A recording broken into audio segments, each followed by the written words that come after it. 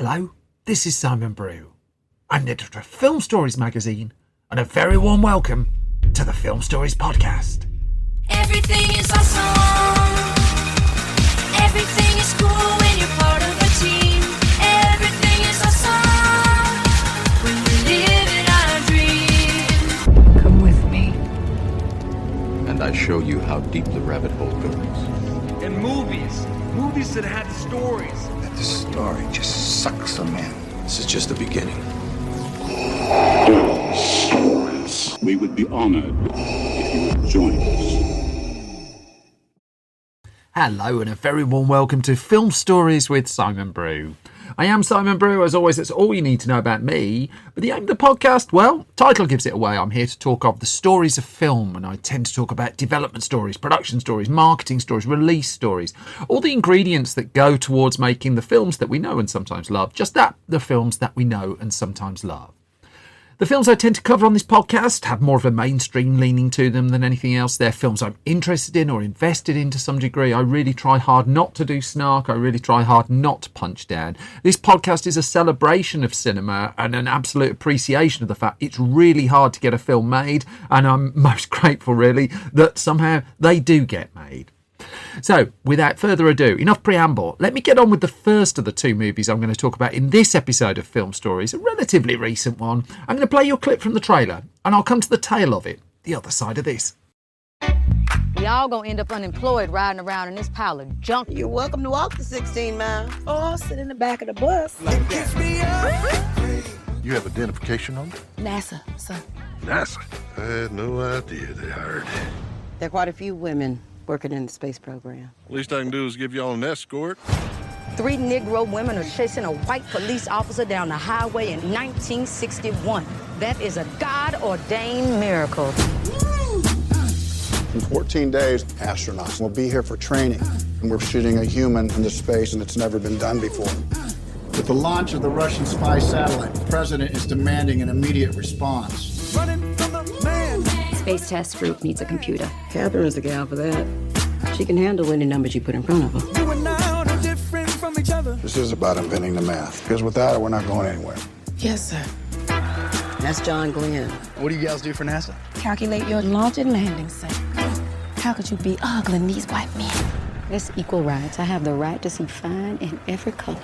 That then, with an abrupt end to the clip, was an extract from the trailer from 2016's Hidden Figures, directed by Theodore Melfi. Screenplay of this one was co-written by Melfi and Alison Schroeder, based on the book Hidden Figures by Margot Lee Shetterly, and with a cast including Taraji P. Henson, Octavia Spencer, Janelle Monáe, Kevin Costner, Kirsten Dunst, Jim Parsons, Mahershala Ali, Glenn Powell and Aldis Hodge, all in the ensemble for this one. And so the story of Hidden Figures, well, ultimately it's the true story of the women, the African-American women at the heart of NASA's effort to get into space and the complicated maths that they were undertaking.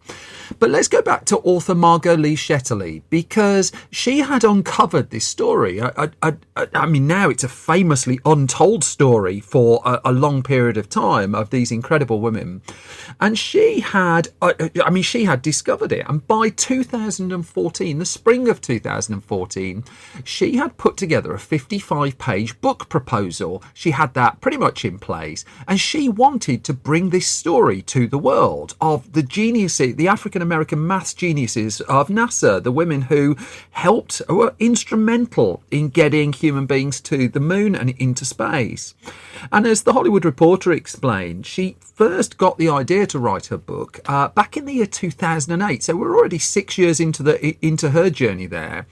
And she was listening to her dad, and her dad had worked at NASA's Langley Research Center in the Hampton area during the 1960s, and it was her dad who alerted her to the story of 3 African-American computers. Now, computers was what the mathematicians were being called at NASA at the time, and they helped, quote, make space travel possible.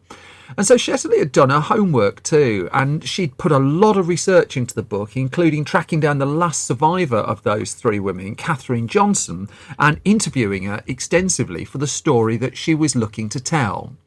But even though by the spring of 2014, in spite of all that work, the book was still some way away from publication. In fact, it wasn't fully written at this point, even though she was making progress. However, this 55-page proposal was out into the world, and there was potential interest from movie companies as well.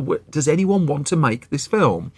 And so it was in that spring of 2014 that she had her first conversation, and she took a phone call from a producer called Donna Gigliotti. Now, Donna Gigliotti is an Oscar-winning producer. She produced Shakespeare in Love, for instance, which had won her an Academy Award. And she'd managed to get hold of the proposal and absolutely loved it. And more to the point, she was absolutely adamant that there was a film in the story that Shetterly had uncovered. She'd shown the same document to a friend of hers, Whoopi Goldberg, and Goldberg had replied saying, "You absolutely have to make this movie." But for Shetterly, I mean, this was a whole new world, because not only had she never been involved with film before, she was also a first-time author. I mean, this was not an area of the world she was particularly familiar with. And so Gigliotti told her that on the phone that she wanted to make a film of it, and her words, because of her Academy Award winning past and also the films that she'd been involved with to that point, films like Silver Linings Playbook, the Reader is one of hers as well, that her words had weight. If she's on the end of the phone saying, "I want to make it into a film," there's a sporting chance this is going to be made into a film. But it's not, I mean, oftentimes on this podcast, I talk about when a book's manuscript or some outline of a book goes out onto the market early, and there's a massive bidding war for the rights to it, and all sorts of ridiculous amounts of money are thrown around. That was absolutely not the case here. That United Talent Agency had put the idea out to market just to see if the studios were interested, but pretty much nobody else came calling when it came to the film rights for the story that was going to become Hidden Figures. And as such, I mean, that left Donna Gigliotti in absolute pole position, and a deal was quickly struck to give her company, Levantine Films, the first option rights to basically take this story to the screen. Now, Gigliotti knew that this was a female-driven story, and she wanted a female writer to adapt the work, but also she knew on the hunt for a screenwriter that she'd need to find someone who could not only fashion this into a script, but also could wrap their head around the science and the subject matter of it. I mean, there's an old cliche of it's not rocket science, but in this particular case, well, it was rocket science. You needed someone who could do that and do screenwriting. And so enter Alison Schroeder. Now, this was her also first screenplay, as it would turn out, her first produced screenplay. But again, she had a bit of a background here, because her parents and her grandparents had worked for NASA. And in fact, even when she was at school, she interned at NASA in its science and mathematics program. And in college, she'd been involved in space and science work as well.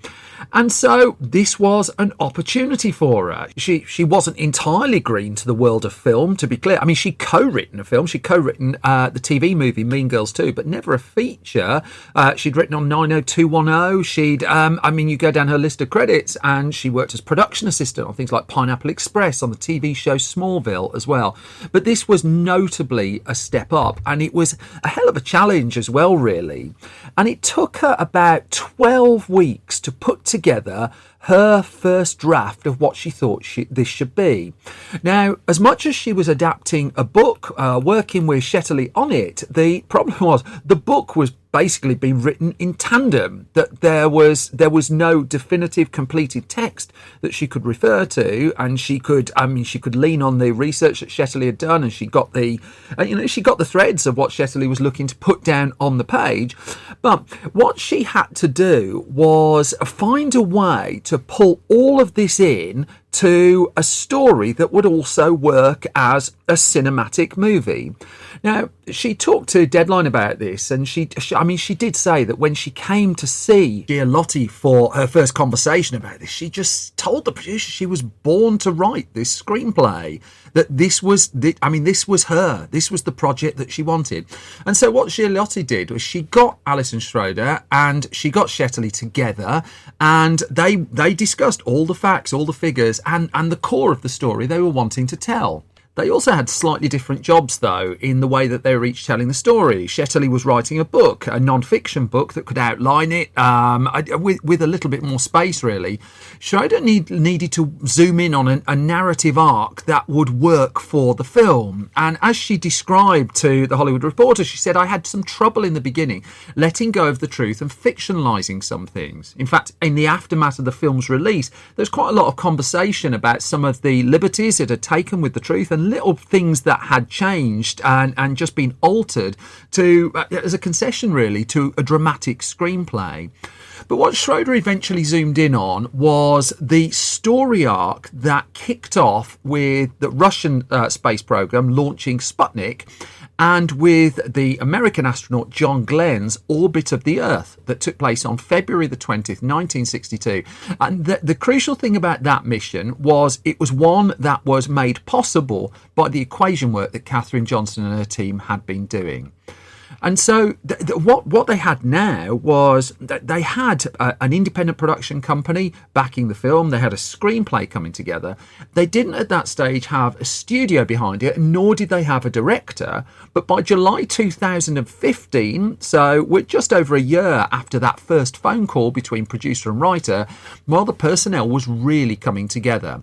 So let's go to a Deadline report from around that time, where it noted that filmmaker Theodore Melfi, who had just enjoyed real success directing the film St. Vincent, was now in talks to direct Hidden Figures. Now, Melfi was in demand at this stage because this was the time when Marvel and Sony had kind of buried the hatchet a little bit and were rebooting the Spider-Man cinematic franchise as a joint venture between them, that the Amazing Spider-Man films that were Sony only had kind of petered out. And so this was the bit where Spider-Man was going to come back into the cinematic universe of Marvel officially. And so Marvel and Sony were talking to several writer-directors as candidates to sit in the director's chair of the new film. And on the shortlist, and a very short list, was Theodore Melfi. That was a project he was very much in contention with and in the running with. And then he learned of this Hidden Figures project.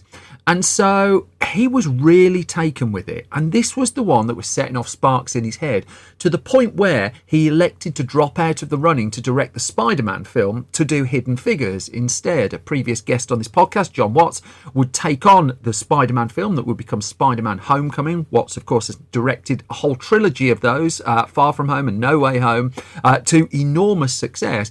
But Melfi was more tempted by this one than by bringing the web slinger back to the big screen.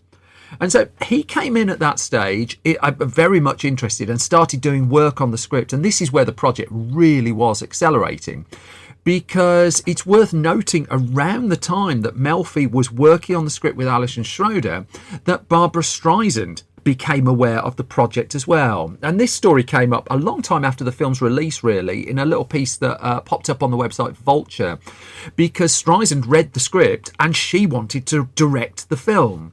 And so the Vulture report explained that Donna Gialotti said that Streisand rang her up. United Talent Agency, Barbara's agents at the time, urged her to read the script, Gialotti explained, and said she liked it, and we had a terrific, wide-ranging conversation about the screenplay, and they really, really hit it off. But the problem was Melfi had signed on. He had co-written the script. He was co-author of it. He was going to direct the film. And it wasn't a problem, really, because as far as Donna Gialotti was concerned, she had her writer-director. She had the project pretty much ready to go. And Streisand's interest had just come a little bit too late, really. And as she noted, if the timing had been different, the result might have been different. But Streisand also was said to respect the fact that that Melfi had done the work on it, and it was his project to take forward at that stage. The report, let's go back though to that report from Deadline in the summer of 2015, because that's when casting options started to come together as well. Because the names that were in the running to play these three amazing mathematicians were Oprah Winfrey, Viola Davis, Octavia Spencer. Taraji P. Henson was just bursting through off the back of the TV show Empire, and they were all in the running. But even at the point that article was being published, it turns out that Octavia Spencer was already on board. Now, she had been sent the screenplay and read the script thinking, oh, this is a piece of fiction. This is like a really good dramatic film. And then she realised it wasn't fiction. It was a true story, which brought a level of anger in her that this story had been just like not told for so much time. And she was very much in. And it wasn't just her who saw the screenplay and really wanted in as well. Pharrell Williams, he got wind of the project and he approached the project about writing the songs and the music for the film. And there was no way they were going to turn that down. Also, in the midst of this, a studio came on board that Theodore Melfi, when he signed on the dotted line to direct, he, through one or two contacts that he'd had before, brought it to the attention of Fox 2000. Now, Fox 2000 was one of the areas of the 20th Century Fox film empire that was very, very quickly shut down by Disney when it acquired 21st Century Fox and the 20th Century Fox film assets during its, 70 billion plus acquisition. But Fox 2000 was very, very spiky and very, very good at getting modestly priced projects and getting them some prominence and getting them some exposure. And it had the funds to be able to back films like Hidden Figures. And so it wasn't throwing an awful lot of money at it. It allocated a $25 million budget to make the film in the end. And given the cast that were being attracted, I mean, it was quite a coup that everybody on that call sheet was able to be paid for as part of that $25 million exposure. I mean, still, there wasn't going to be a whole host of special effects or anything like that. In fact, if anything, there were going to be boards with loads and loads of maths written all over them. And I mean, Melfi and Schroeder had gone to town just wrapping their heads around the mathematical equations that were going to form part and parcel of the movie. I always find it, I don't know if you remember the Ben Affleck headline movie, The Accountant, where he's scribbling complicated mathematics on the windows of a boardroom in pen in a very, very cinematic way. In Hidden Figures, they were going to be a lot more authentic. This was all going to be a lot of maths on boards, on great big boards, with computers struggling to keep up in the rooms down the corridor, even though there was an intersection there at that point in history that the computers were about to take over by the time as NASA began to progress. But in the early 1960s, it was the maths that was key. And Melfi, I mean, in particular, was spent a lot of time just learning it. He had to understand quite how it worked, because there were sequences in the script that he and Schroeder were putting together where this had to be explained. I mean, there's one moment, and a character played by Jim Parsons has to do an awful lot of explaining, and the preparatory work just to get and just write those sequences was enormous. So Jim Parsons then, I think March 2016, just as the film was on the eve of the start of production, really, it was reported that he'd signed on the dotted line. Mahershala Ali was on board as well, and then Kirsten Dunst and Kevin Costner were both in their own ways coups, really, just to prop up the supporting cast to appear in the supporting roles in the movie. But clearly they were not the main attraction here. Instead, the leads were going to be taken by Taraji P. Henson and Octavia Spencer. They've been confirmed. And the last of the three leads through the door, that was Janelle Monáe, who joined fairly late, just ahead of the start of filming. And that filming got underway in March 2016 in Georgia. And it was going to be a very, very brisk shoot, really, for what they were looking to do. So Pharrell Williams' involvement was finally confirmed in April, the middle of production, and he was also added to the list of producers for the movie.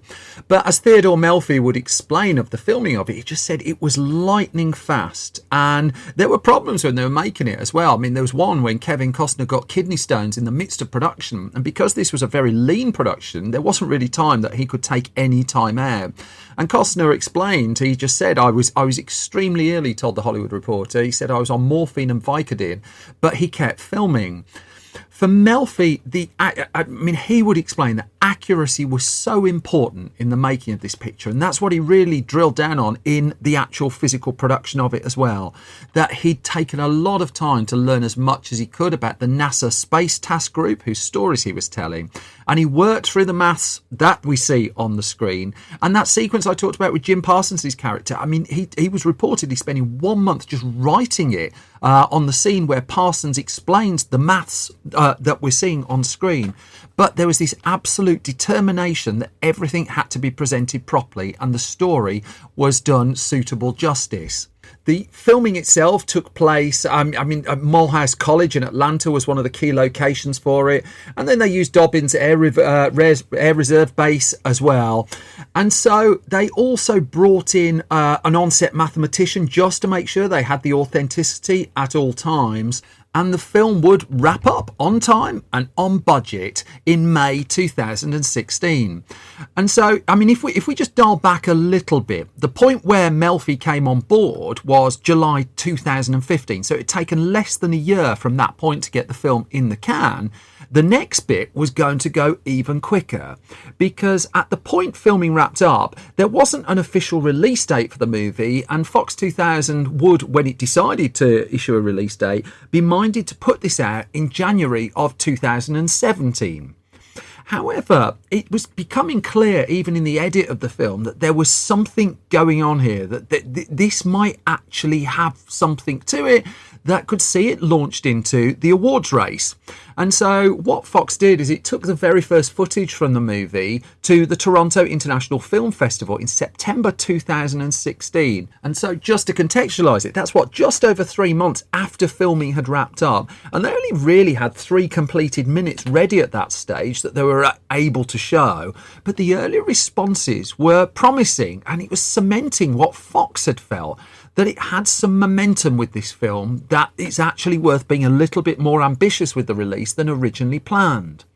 Now, remember the book as well. We've not come back to the book for a little bit. In the midst of all of this, Margot Lee Shetterly, well, she had completed her book.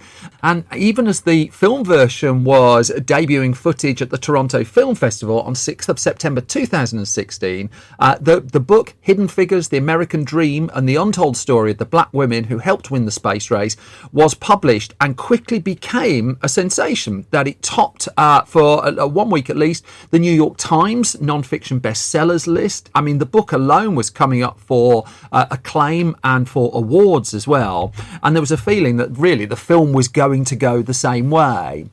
And so Fox, happy with the direction of the movie and how Melfi's cut was coming together, pulled a very late switch really to the release date of Hidden Figures. And heck, would this prove to be a wise move.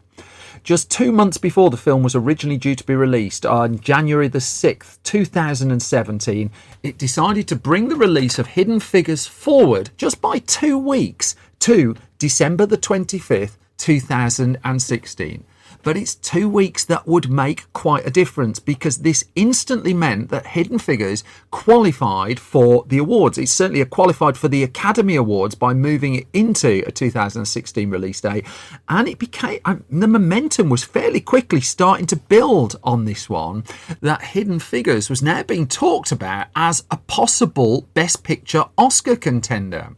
It helped too when the film was released and went before critics for the first time as well. The response was really, really strong. And in particular, what came in for praise was the fact that this was a commercial telling of a fairly unknown story done in a very crowd-pleasing way, but also it pulled it off. That it's a hugely enjoyable film, also very, very well told, with some excellent performances in it. And while there was already some pushback about the elements of the movie that had been fictionalised and the creative liberties, the dramatic liberties really, that had been taken with the true story, there was a feeling that, this one is an Oscar one to watch. And so Fox gave it the kind of rollout that is afforded to lower budget, award-seeking movies, in that it gave it a release on a small number of screens first before expanding it out to a bigger number, with the hope that word of mouth was going to carry this forward. And so it looks quite disappointing at first when you look at the box office returns for its opening weekend. It opened the weekend, December the 23rd, the 25th, 2016 in the US. You have to scroll right down to 18th place in the chart to find Hidden Figures. $500,000 opening weekend. Rubbish, right? Well, no, look a bit deeper, because it was only playing on 25 screens, and its per screen average that week was $20,619. There were a couple of films playing the same way that were getting very, very high screen averages. Martin Scorsese's Silence had opened on 4 screens for a $32,000 screen average. Patriots Day, starring Mark Wahlberg, and awards things were expected of that. That was bringing in $23,000 per screen. But it's interesting, the films at the top of the chart were Rogue One, a Star Wars story, $15,000 a screen. Sing, the animated movie, $8,000 a screen. And so Hidden Figures got its first week of interest, and that was enough to persuade more people to book it a little bit later on. It stayed on a limited number of screens for its second weekend as well, but incredibly there, even though it was still on those 25 screens, its per screen average was up, and significantly. Now it was up to $34,000 per screen. And at that weekend in the chart, there was nothing else that was coming close to that. It wasn't until the weekend after, though, as the acclaim and the word of mouth was building up, that Fox was ready to give this a much wider release. And so suddenly it added over 2,500 screens. Hidden Figures went straight to the top of the box office, $22.8 million, nearly as much as its entire production budget. And on its third week, it topped the box office in the US, and it was holding off. I mean, you look at the other movies, it was holding off. Underworld Blood Wars opened that weekend, $13 million.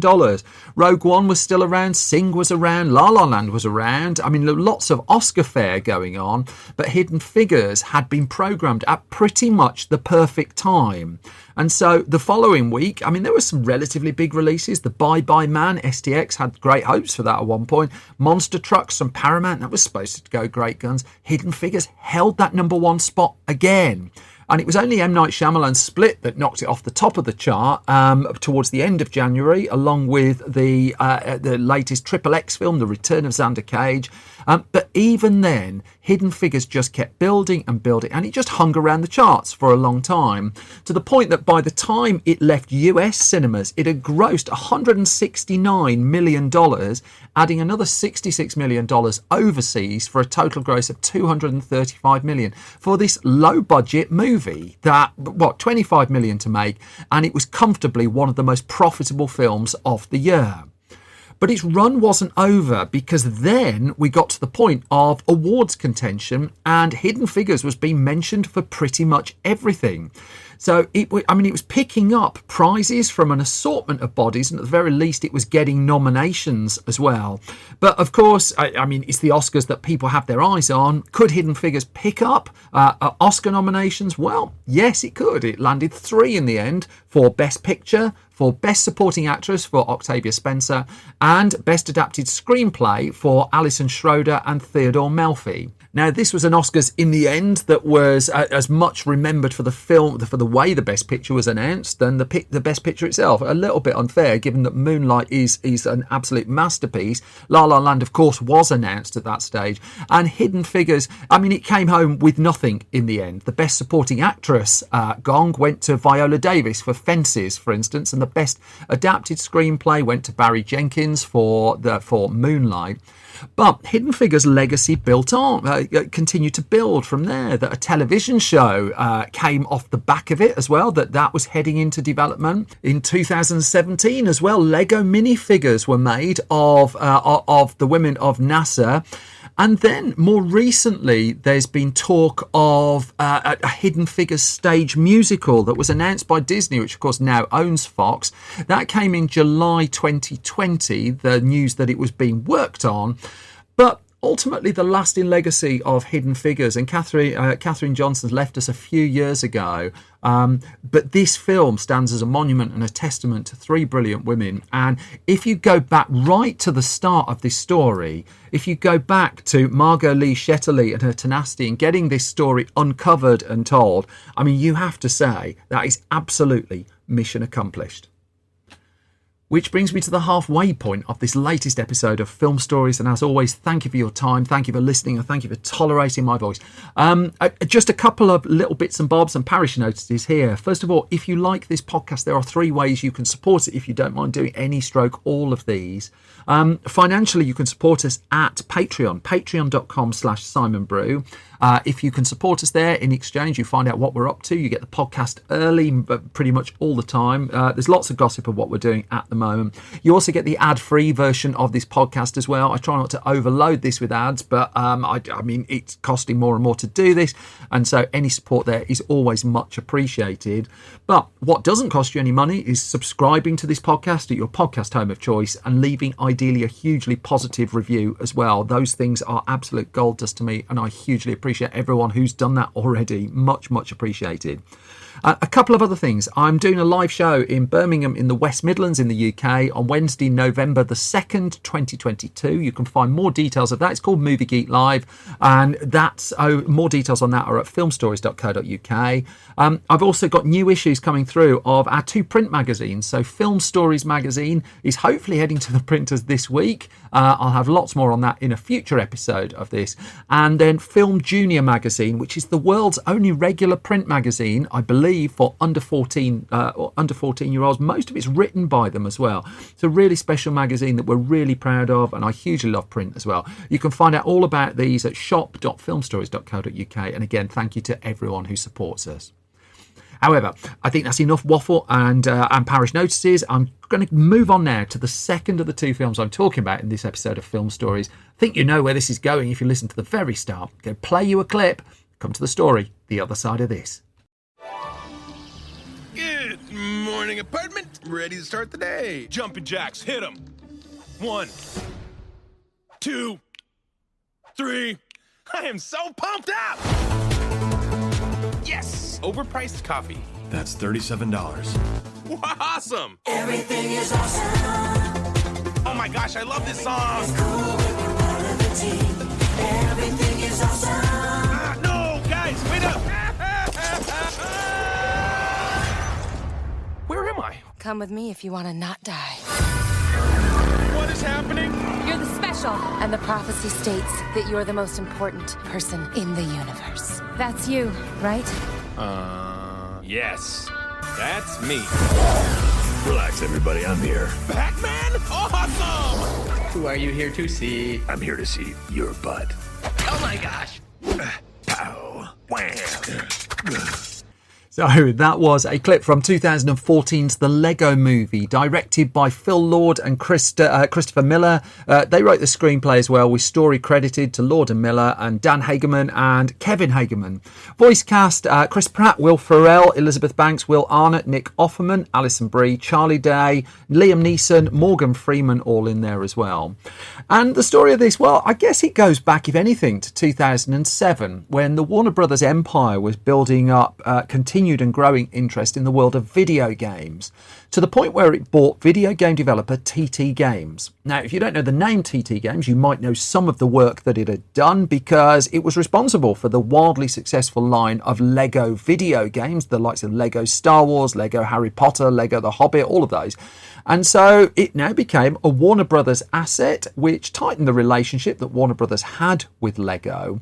And in the end, it proved to be a wise purchase, not just because it introduced a further procession of successful games, but it was also about to reopen feature animation in earnest at Warner Brothers for the first time in over a decade. Because it was in the aftermath of 1999's masterpiece, The Iron Giant, which I've covered before on Film Stories, that Warner Brothers decided that the feature animation business was too expensive, too risky, and it wanted out. Now, it took this call at the point where hand-drawn animation was giving way to CG animation, and it mothballed its animation unit and its animation company. And so, whilst it had the odd exception, things like George Miller's Happy Feet movie or Zack Snyder's Legend of the Guardians, The Owls of Ga'Hoole, it was really a bystander during the CG animated movies boom that kicked off with Toy Story in '95 and just had continued ever since. That every other studio seemed to be cranking these films out, and Warner Brothers just didn't have a dedicated unit to it. That if filmmakers came to it with animated movies, it would find a way to make them happen. But what it didn't have was an internal team of specialists specifically developing movies for the family animated movie market. However, things were about to change. And so the idea for a film in and around the world of Lego, that first of all really came from producer Dan Lin, certainly at Warner Brothers anyway. There were other studios who were exploring this. And he talked to a fellow producer, Roy Lee, about their idea of what a Lego film could be. And they couldn't at first quite figure out what it was. Lots of other people had come up against this, but the conversation was underway. And so Lego itself, the Danish-based company, had lots of interest over the years, but it hadn't bitten on any of the offers that had come its way, outside of a series of straight-to-DVD animated features. But a major motion picture, well, no, it didn't really see the need for it, didn't see the point, unless someone could come up with a eureka moment that would just crack it all. So Dan Lin, who'd been producing the Sherlock Holmes films, for instance, for Warner Brothers, well, he soon departed the studio to set himself up as an independent production company and kept developing the idea and kept his relationship with Warner Brothers tight. And within the corridors of Warner's, I mean, there was a mixed response to the idea of doing a feature film in and around Lego, as much as the brand is universal and loved across the planet, really. I mean, just to give a flavour, the head of Warner Brothers Film at the time was a man called Jeff Rubinov. He wasn't really convinced. The head of Home Entertainment, however, was Kevin Toshihara, and he would go on to be the CEO of the studio, and he was far more interested in this and really backing the idea. And so what Dan Lin did was he took a trip to Denmark and he went to meet with the bosses of Lego. And he'd taken with them an approach that had been developed by a couple of screenwriters I'll come to shortly. But first of all, he was taken around the archives of Lego. He was shown the factory floor. He was let in to see the top secret prototypes for future releases, presumably in some massive brick-built underground bunker. That's how I like to think of it anyway. But as Dan Lin told The Hollywood Reporter, he just said some were sceptical about this. He said they weren't rude or anything at Lego. They're Danish, he explained. Don't know. But they didn't feel they needed a movie. They were already a very successful brand. Why take the risk? They were doing really well without a movie. And so screenwriters Kevin and Dan Hageman, I'll explain them in a second, they put together a treatment that was explained by as a little Lego man on a quest in a big Lego universe, with the idea being the third act of the movie would break us out of animation and take us to live action. And it was that was said to be the bit where Lego executives, the eyebrows raised and just like, oh, okay, that could work. And so Dan and Kevin Hageman have been hired by Dan Lin to come up with a screenplay, an idea, or just a treatment really for what a Lego-based film could be. The pair had some cachet in the family animated movie market. They'd written the Hotel Transylvania movie for Sony, and that had been a hit as well. And so at this stage, they were working on a script, and it was that idea that got Lego interested. And it comes down to the fact directors and producers in town had time and time again attempted to crack this one and had approached Lego lots of times. But Lego is a company, even, I mean, to this day, inevitably, very, very protective of its brand, and it was resisting Hollywood up until the point that Dan Lin went and presented this idea. And what they really liked was, it hit the kind of things they were after, described as a fun factor, creativity, and getting across that imagination has no boundaries. And so Lego gave it the nod. And so all of a sudden, this was up and running. The dual Hageman's story idea had cracked it, really, and things were moving. And so Warner Brothers, again, wasn't really set up to do animation yet. And even though this film was going to cost far less than it cost, say, to set up a movie at Pixar, I mean, the average Pixar movie, $150 million around this time, the Lego movie was going to come in at around $65 million, so fairly frugal for what it was, really. But even then, Warner Brothers wasn't entirely sure of this, to the point where, to its future regret, it would bring in financing partners to share the risk and, as a result, to share the profits as well.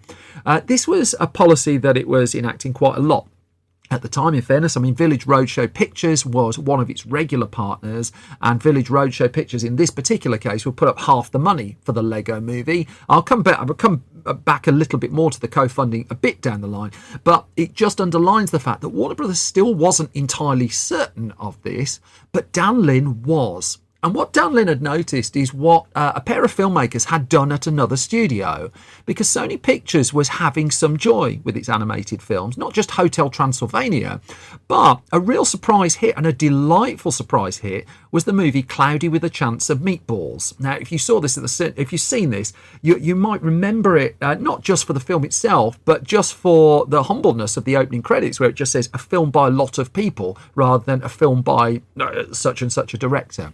But the directors in this case were Phil Lord and Christopher Miller, a pair of young writer-directors who were this was their first feature, and not only it had been particularly acclaimed, it had also proven to be a 9-figure hit for Sony. A sequel to that would follow, that Lord and Miller wouldn't direct but would be involved in. But they were really interested in this Lego project. They were working on 21 Jump Street for Sony at the time, a live-action movie that worked very much to their mantra that they took on the projects that everyone else said, no, that's a really stupid idea, or this is completely nuts. In that case, resurrecting an old TV show and turning it into a modern feature film. And same with the Lego movie. Who'd make a film about Lego? Why would you do that? What on earth would you do? And they came in and looked at the treatment that Dan Hageman and Kevin Hageman had put together, and they started working on it themselves with a view of taking that treatment and turning it into a feature script. So they took the nucleus of some of the thoughts that the Hagemans had come up with and took those into the final movie, as it turned out. But also there was a lot of this film they were developing from scratch as well, that they kept the spirit, they kept some core ideas, and they kept part of what had really enamoured Lego in the first place to sign off on this. And the film was starting to be, built. So let's just do the corporate bit. So we're going back a little bit in time here. So by August 2009, before Lord and Miller came on board, Warner Brothers' intentions were at least out in the open, because it was confirmed in Variety, the trade paper Variety, that a Lego movie was coming from Warner Brothers, that Dan Lin was set to produce it, even though he was in the midst of Guy Ritchie's Sherlock Holmes universe at the time. And the film was being described at that stage as an action adventure set in a Lego world. Now, contextualising again, that's my word of the podcast, isn't it? Where Hollywood was at this point, everyone seemed to be following toys. Toys was a big thing, really. The Transformers movies based on toys had done enormous money. The G.I. Joe film, even though it was badly received, based on toys, had done a lot of money. Adam Sandler at this stage was considering doing a 9-figure film based on the board game Candyland. There were also the idea of doing a Monopoly film around this. And basically, Hollywood was just looking for the next big success. Transformers had gone nuts. It's just like, right, let's get down the toy shop and see what we can pick up there. Lots of Lego, as it turned out. And so, it originally perceived that that's what Warner Brothers was doing, really. Someone else had made a big successful movie about toys. Let's make a movie that involved toys. Lord and Miller's involvement formally came to light in June of 2010, so just under a year after that, and that's when Variety reported that they were in line to write and direct the film. There was a slight problem, though, because as it would turn out further into production, that Lord and Miller also were, especially as 21 Jump Street hit significantly, there was pressure on them to make the sequel to that, which indeed they would do during the production cycle of the Lego movie. But by November 2011, Warner Brothers had formally greenlit this film with a view to releasing it in 2014. 21 Jump Street, meanwhile, would come out in 2012, and Sony would make its decision on a sequel to that not long thereafter. Spoiler, they would make one. But Lord and Miller's development was also bringing in, even at this stage, some really difficult ideas for Warner Brothers to implement. And it goes to the fact that they take on projects that people think are a bad idea and they do difficult things. Just look at the Spider-Man Into the Spider-Verse project that they put together and brought in 3 directors to help shepherd to the screen on that, and just how willing they were to rip up the traditional rulebook of how you do films of this ilk. So in particular, in the case of the Lego movie, even though there was another film or two that had done a little bit of this beforehand, they wanted to bring in lots of major characters from other movie franchises that crucially were copyrighted to other companies. They wanted Batman in the film. That's fairly straightforward. That's Warner Brothers. They wanted Star Wars. That's not Warner Brothers. Turtles, Harry Potter, Superman. They wanted to cross the corporate streams here. And so I looked at the time to the Disney movie Wreck-It Ralph at this stage, because that's the one that had done it fairly recently around then. But I remember talking to the team at Disney about that and just how much work it got just to sign off bringing 80s video game characters into a Disney film, that the contracts involved and the negotiations involved were insane. In the case of Lord & Miller, what they decided to do, even with the Warner Brothers controlled-ish properties, Harry Potter, Batman and Superman, is they went directly to the creatives who were controlling them, or at least making projects around them at that time. So they went to J.K. Rowling to talk about Harry Potter. They went to Christopher Nolan, who was making The Dark Knight Rises at this stage, to talk about using Batman and how they were going to use Batman in the Lego movie. And then Zack Snyder was the overseer of Superman at this stage, and they had a conversation with him as well. The more difficult chat was to take place with Lucasfilm over using Star Wars characters in the Lego movie, and Lord & Miller went up to Lucasfilm's campus and made their pitch, much to the delight actually of the people of Lucasfilm, who agreed to it and signed off. But then there was a slight problem when it was revealed that Disney was going to buy the company. And so what they ended up with was a little bit of a race, really, to get the ink on the contract before Disney could complete its takeover of Lucasfilm, because the assumption was, once it had done so, there's no way it would lend its characters to a rival studio's animated movie. They just about managed that, and so with the script and the ideas in place came the conundrum of, again, how to build the film. Because Dan Lin wanted from the off for this to be a film that looked like it was actually made of Lego. That was key to him. And the animation side of this was going to take an awful long time to get right. In fact, it would be about 3 years worth of work here. And so it was decided to design and build a lot of the film in Los Angeles, and then make it at a company called Animal Logic that was based in Sydney, which is of course in Australia. Now, Animal Logic had a relationship already with Warner Brothers. It had done the animation for its previous animated hits, Zack Snyder's Legends of the Guardians, The Owls of Ga'Hoole, and George Miller's pair of Happy Feet movies were animated there. And so what happened, they came up with a process where they did draw up the storyboards in LA, which would be sent to Animal Logic, and then they would come back from the company in Lego form. Now, with Lord & Miller also now juggling commitments to 22 Jump Street, Chris McKay was being announced as joining the project as co-director in November 2011, and he was basically the Australian point person on this project, very hands-on all around the clock on the animation side of the film. But even then, the film was fluid and constantly developing, as you would expect. I mean, we know the work of Lord & Miller more familiarly now, but at this point, I mean, the Lego movie was a great big unknown. And so they were, as much as they were developing and experimenting with the film, there were other complex issues that were affecting what characters they could put in the movie. The bone of contention this time actually turned out to be Superman. As much as they thought they'd ironed out any problem there by conversation with Zack Snyder, Warner Brothers was embroiled in a dispute with the estate of the creators of Superman, Schuster and Siegel, over ownership of the character. And that meant for a good year between the end of 2012 and the end of 2013, the Superman character was pretty much out of the movie. It was only in November 2013 that the rights were cleared up, and by this stage, the Lego film was like about 4 or 5 months away from release. Warner Brothers prevailed in its case, and they made the late decision to put Superman back in the movie.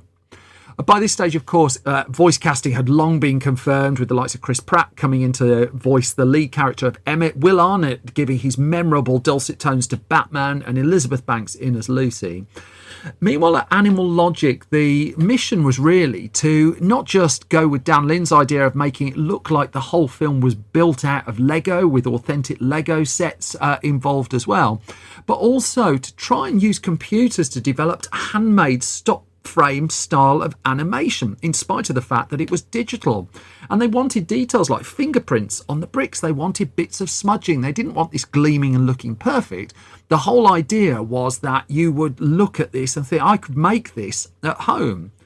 Now, while the film was being looked at, I mean, there was mixed confidence on it. As much as I remember the first poster coming out and that looking really quite wonderful and very, very creative, there was still, this is just more corporate product, isn't it? I mean, fond memories of the Battleship movie that Universal put out, which just turned out to be a fairly bland summer blockbuster that just had the word Battleship on it.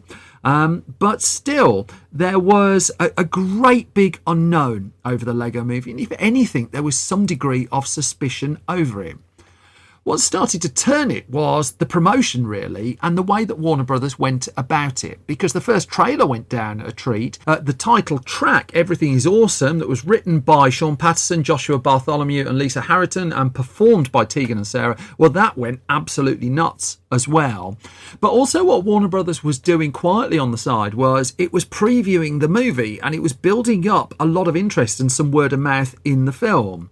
That originally it was due to be released at the end of February 2014, and it was decided again with some degree of confidence to bring that forward. I remember I was at a website where I hosted an early screening of this, and to be fair, it blew the roof off the place. It was one of the most memorable screenings I think we did back in that era. And the word of mouth was soon building on the film. I mean, it cost 60 to 65 million to get to this point, another 30 to 35 million to push and promote it. And so this turned into quite a gamble in the end. But when the reviews came out of the film, it got an absolutely ecstatic response. The creativity of it, the animation of it, the fun of it, and then the third act, the sting in the third act of it. I mean, it was just an explosion of creativity and life. And it was just, it's also the subtext of it and what it had to say about corporate America. I mean, the acclaim was pretty much off the chart for this one. And so, it would land in American cinemas after a lot of these preview screenings and the building up towards the release as well on February the 7th, 2014 in the States. And that weekend, it went bananas. That its opening weekend came in at $69 million, well above what anyone had expected. By distance, the number one film at the US box office. It opened opposite George Clooney's star-laden The Monuments Men, actually. And The Monuments Men, that opened to $22 million. It wasn't doing shabby business at that stage. It just couldn't compete. The other films that were in the top 10, Vampire Academy opened that weekend in 7th place. Ride Along had been the top film for the previous few weeks. Frozen was still around from Disney as well. Lone Survivor in the top 10. The Nut Job. Have you ever had the pleasure of that? Okay. Jack Ryan's Shadow Recruit was in there. Labor Day from Jason Reitman was in there. But this was all about the Lego Movie. And it held a lot of its business the following week as well. Its drop was just 27%. So what this means is ordinarily when you launch a big blockbuster film, so all the marketing goes towards that opening weekend. So say it opens with a $50 million opening weekend. A studio would ordinarily expect that to drop by about 60% for its second weekend as the competition comes in. The Lego Movie was holding its audience, and that meant the word of mouth was really building as well.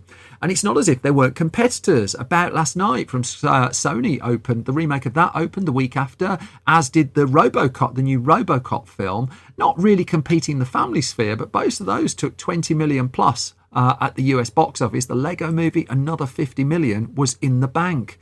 3 Days to Kill followed the week after. That couldn't displace it either. The Lego Movie by this stage was a legitimate sensation, and it was only Liam Neeson in the end that could displace it when Non-Stop arrived at the end of February in the US.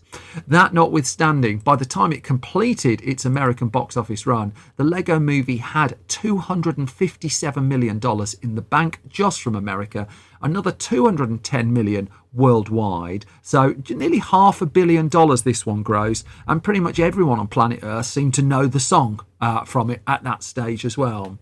And so it was in the aftermath of the film's success that Warner Brothers, and even by the time the film had been released, it had reopened up its animation side. For the first time in a long, long time, it had its own dedicated animation department. It was working on a film called Storks from director Nick Stoller, who's just on the film Bros at the time this podcast is being released. And it was very quickly doubling down on more Lego movies, that it was going to do a Lego Batman film, which I'll come to at some point, that Will Arnott would reprise the Cape Crusader in that one. Lego Ninjago, that was going to come along as well as Lego Movie 2. And Lego was about to become a very big pillar of the Warner Brothers strategy. It was the kind of golden goose that surely it couldn't slay by making too many films too quickly. Sorry, terrible cough. But things also would change elsewhere because Warner Brothers, as I mentioned, didn't get the full benefit of the Lego Movie's profits. That it had sold off basically 3/4 of the film. That Village Roadshow had taken 50%. The company Rat Pack June had taken 25%. And as an insider told the Hollywood Reporter at that stage, obviously they didn't have confidence in it. And that insider explained, if you don't really know animation, you would look at that movie while it was in production and think it's awful. If you do understand animation, it was so clever because it felt different and it felt cool. And the fact that it made such an abundance of money off such a limited budget, really, for what it was, kind of proved that Warner Brothers just kind of missed the boat there and would express regret, to the point where it would cut Village Roadshow out of the sequels in the end and would fund them all itself, although the financial returns would diminish fairly quickly. And in particular, the critical response to Lego Ninjago and the Lego Movie 2, as well as the commercial response, was significantly muted. What Warner Brothers didn't know at this stage was the Lego Movie was going to be as good as it got. And in fact, when the rights to further Lego films came up, they would land elsewhere. I think they're at Universal at the time this podcast is being recorded. Finally, for Lego, for all of its reticence to make this film in the first place and its worry about, do we really need a movie? One nice offshoot for it of having its name front and centre of this film. What do you know? Its sales still went up by 15%. And Lord and Miller, wonder what happened to them as well. Which all brings me to the end of this latest episode of Film Stories. As always, thank you for your time and thank you for your ears. If I've not bored you to death, you can find more from me on Twitter at Simon Brew. You can find more from the entire Film Stories project at Film Stories Pod. Facebook.com/Film Stories Online. We're over there as well. We're at YouTube.com/Film Stories. You can find our website at filmstories.co.uk and our online store with magazines and our sneakers Blu-ray here in the UK as well at store.filmstories.co.uk. But without further ado, I'm going to leave you in peace now. And again, the most important thing, as always, is that you're all staying safe and well. I'll be back soon with another bunch of film stories. Until then, you will look after yourselves. Take care. Bye-bye.